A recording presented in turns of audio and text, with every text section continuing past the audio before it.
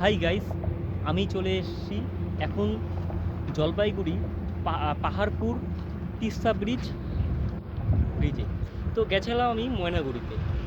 তো আসার পথে আমি একটু হলেই আজকে যেতাম মানে সিধাবস্তি, কারণ এই হাই রোডে যে ছোট ছোট পাথরগুলো যে আছে, এই পাথরগুলা স্কিড করে গেছিলো আমার গাড়ি।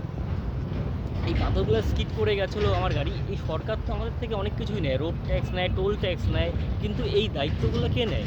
দায়িত্বগুলো কি সরকার নেয়? দায়িত্ব নেয় না, ঠিক আছে। কিন্তু এই ভিডিওটা এত শেয়ার করো যেন প্রতিটা রাস্তা যেন পুরো ক্লিন থাকে।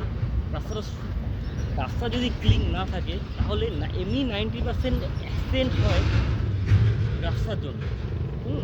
1% হয় যে অ্যাক্সিডেন্ট, ও যে হয় না, কারণ রাস্তার কিছু কিছু এটা ছোট্ট একটা ভুল, একটা বড় ইয়ে।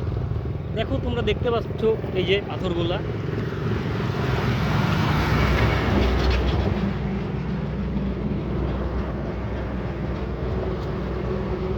তো এরকম সারা রাস্তা হয়ে আছে।